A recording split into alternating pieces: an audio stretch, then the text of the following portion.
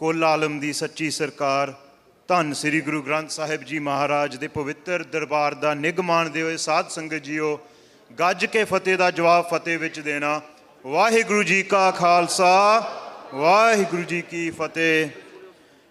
जदों साडे राज दीयां गल्लां हुंदियां सीगियां साडे इतिहास दे विच, उदों जथेदार दरबारा सिंह ने सिखां नूं कहा सीगा, जदों नवाबियां मिलन लगियां सीगियां कि धरू धारा डुल सकदा आ, धरती अपने गोल चक्कर तो डुल सकदी आ, पर सतगुरु का बचन कदी बेअर्थ नहीं जा सकता।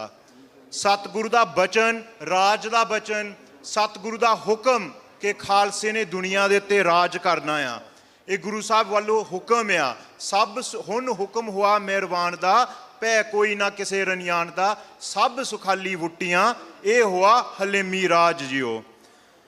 असी राज करना दुनिया दे उत्ते, तां जिहड़ा साडा पिछला इतिहास आ, आह पिछले 40 साल जिथे असी धक्के खाधे आ, जिथे असी अनकहिया तशद्दत जुल्म सहा आ, वो साडे कोलों कुछ मंगदा आ। वो डुलिया होया खून, ओह कुर्बानियां।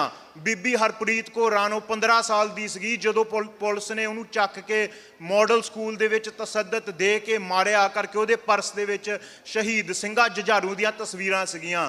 ਉਹਦੀ ਭੈਣ ਨੇ ਉਹਦੀ ਕਰੇ ਉਹਦੀਆਂ ਆਸਤਾਂ ਉਹਦਾ ਕਰਾ ਦੁਰਗਿਆਨੀ ਮੰਦਰ ਦੇ ਸ਼ਮਸ਼ਾਨ ਘਾਟ ਦੇ ਵਿੱਚੋਂ ਲੱਭਿਆ ਸੀਗਾ। ਉਹ ਕੁਰਬਾਨੀਆਂ ਸਾਡੇ ਕੋਲੋਂ ਕੁਝ ਮੰਗਦੀਆਂ ਨੇ। ਇਹ ਨਹੀਂ ਮੰਗਦੀਆਂ ਸਿਰਫ ਕਿ ਅਸੀਂ ਆਪਣੀ ਜ਼ਮੀਰ ਨੂੰ ਜਾਗਦੀ ਰੱਖੀਏ, ਇਹ ਮੰਗਦੀਆਂ ਆ ਕਿ ਅਸੀਂ ਸਿੱਖ ਰਾਜ ਦੇ ਸੰਕਲਪ ਨੂੰ ਦੁਨੀਆ ਦੇ ਵਿੱਚ ਇੱਕ ਸਹੀ ਰੂਪ ਦਈਏ। ਅੱਜ ਦੇ ਸਮੇਂ ਦੇ ਵਿੱਚ, ਅੱਜ ਦੇ ਦਿਨ 4 ਨਵੰਬਰ ਜਗਤਾਰ ਸਿੰਘ ਜੌਲ ਨੂੰ 6 ਸਾਲ ਹੋ ਗਏ ਆ ਪੰਜਾਬ ਦੇ ਜੇਲ੍ਹ ਦੇ ਵਿੱਚ ਕਰਕੇ। ਉਹ ਨੈਵਰ ਫੋਰਗੇਟ 84 ਦੀ ਵੈਬਸਾਈਟ ਚਲਾਉਂਦਾ ਸੀਗਾ ਕਰਕੇ। ਉਹ ਭਾਰਤ ਦੀ ਸਰਕਾਰ ਕਹਿੰਦਾ ਇਹਦੇ ਲਿਬਰੇਸ਼ਨ ਫੋਰਸ ਦੇ ਨਾਲ ਸੰਬੰਧ ਸੀਗੇ। 6 ਸਾਲ ਹੋ ਗਏ ਆ। ਜਿਹੜੀ ਅਸੀਂ ਦੁਨੀਆ ਦੀ ਸਰਮੋਰ ਸੰਸਥਾ ਨੂੰ ਅਸੀਂ ਕਹਿੰਦੇ ਯੂਨਾਈਟਿਡ ਨੇਸ਼ਨ, ਉਹਨਾਂ ਨੇ 2022 ਦੇ ਵਿੱਚ ਕਿਹਾ ਕਿ ਇਹਦੀ ਜਿਹੜੀ ਡਿਟੈਂਸ਼ਨ ਆ ਬਿਲਕੁਲ ਗੈਰ ਕਾਨੂੰਨੀ ਆ, ਤੇ ਤਸੱਦਦ ਹੋਇਆ, ਇਹਨੂੰ ਸਿੱਖ ਕਰਕੇ ਗ੍ਰਿਫਤਾਰ ਕੀਤਾ ਗਿਆ। ਕੁਛ ਨਹੀਂ ਉਹਦਾ ਹੋਇਆ ਕੇਸਾਂ ਦੇ ਵਿੱਚ। ਉਹ ਵਕੀਲ ਕਹਿੰਦੇ ਆ ਕਿ ਆਉਣ ਵਾਲੇ 40-50 ਸਾਲ ਲੱਗ ਸਕਦੇ ਆ ਉਹਦੀ ਸੁਣਵਾਈ ਹੋਣ ਦੇ ਵਿੱਚ। ਜਨਵਰੀ 2020 ਦੇ ਵਿੱਚ ਭਾਈ ਹਰਮੀਤ ਸਿੰਘ PhD ਜਿਹੜੇ ਖਾਰਕੂ ਕਾਰਵਾਈਆਂ ਕਰਦੇ ਸੀਗੇ ਲਿਬਰੇਸ਼ਨ ਫੋਰਸ ਦੀਆਂ, पाकिस्तान दे विच इंडिया दे खुफिया एजेंसियां ने हमला करके भाई साहब नूं शहीद किया गया। उस तो बाद लगातार जेरे सिख सरगर्म संघर्ष की गल करते आ, उन्हां नूं टारगेट करके मारिया गया। असी इंसाफ की गल करते दुनिया दे विच कि साडा कोई सुनवाई होवे, कोई इंसाफ होवे, कोई दुनियावी राज प्रबंध, कोई दुनिया की कोई संस्था साडी गल सुने। ਇਹ ਪਿਛਲੇ 30 ਸਾਲਾਂ ਦੇ ਵਿੱਚ ਐਤਕੀ ਇਹਨਾਂ ਦਿਨਾਂ ਦੇ ਵਿੱਚ 39 ਸਾਲ ਹੋ ਗਏ ਆ, ਕੋਈ ਦੁਨਿਆਵੀ ਢਾਂਚੇ ਨੇ ਕੋਈ ਸਿੱਖਾਂ ਦੀ ਗੱਲ ਕਿਤੇ ਤੱਕ ਨਹੀਂ ਸੁਣੀ।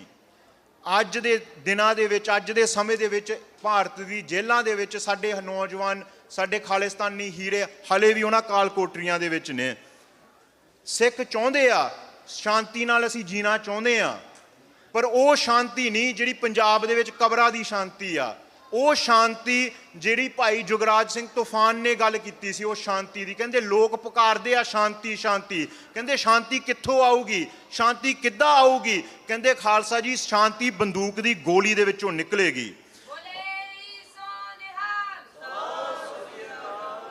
ਉਹਨਾਂ ਨੇ ਸਤਿਗੁਰੂ ਸਾਹਿਬ ਦੇ ਬਚਨ ਸਮਝੇ, ਖਾਲਸਾ ਸੋਏ ਮਲੇਸ਼ ਸੇ ਚੜੇ, ਚਾਰੇ ਯੁੱਗ ਚੱਲਤ ਕਹਾਣੀ ਤੇਗ ਦੀ। ਉਹਨਾਂ ਨੇ ਗੁਰੂ ਸਾਹਿਬ ਦੇ ਬਚਨ ਸਮਝੇ, ਵਿਨ ਹੱਥ ਜੋੜ ਵੈਰੀ ਮਿੱਤ ਨਾ ਹੋਵੇ। ਜਿੰਨੇ ਚਿਰ ਤੁਹਾਡੇ ਹੱਥ ਦੇ ਵਿੱਚ ਹਥਿਆਰ ਨਾ ਹੋਵੇ, ਤੁਹਾਡੇ ਹੱਥ ਦੇ ਵਿੱਚ ਮੈਦਾਨੇ ਜੰਗ ਦੇ ਵਿੱਚ ਜ਼ੋਰ ਨਾ ਹੋਵੇ, ਕੋਈ ਦੁਨਿਆਵੀ ਸੰਸਥਾ, ਕੋਈ ਦੁਨਿਆਵੀ ਤਾਕਤ ਤੁਹਾਡੀ ਕੋਈ ਗੱਲ ਸੁਣਨ ਵਾਲੀ ਨਹੀਂ ਹੈਗੀ। ਆਹ 40 ਸਾਲ ਆਉਣ ਵਾਲੇ ਸਾਲ ਨੂੰ 40 ਸਾਲ ਹੋ ਜਾਣੇ ਆ। 40 ਸਾਲ ਜਦੋਂ ਖਾਲਿਸਤਾਨ ਦੀ ਨੀਂਹ ਦੀ ਜੰਗ ਹੋਈ, ਜਦੋਂ ਉਹਨਾਂ ਸ਼ਹੀਦਾਂ ਨੇ ਸਾਨੂੰ ਸਾਡੀ ਪਾਤਸ਼ਾਹੀ ਬਾਰੇ ਸਿਖਾਇਆ, ਸਾਨੂੰ ਦੁਨੀਆ ਦੇ ਵਿੱਚ ਸਿੱਖ ਦਾ ਨਾਤਾ ਸਟੇਟ ਦੇ ਨਾਲ ਅਸਲ ਰੂਪ ਦੇ ਵਿੱਚ ਕੀ ਆ ਉਹਦੇ ਬਾਰੇ ਸਿਖਾਇਆ। ਕਹਿੰਦੇ ਆ ਅਸੀਂ ਸੰਤਾਂ ਨੇ ਸਾਨੂੰ ਜਗਾਇਆ।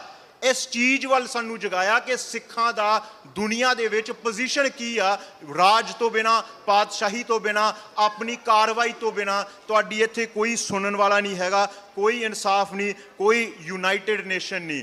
अज रागी पढ़ रहे सगे ऐसा राज छोड़ और दूसर कौन ध्याई है।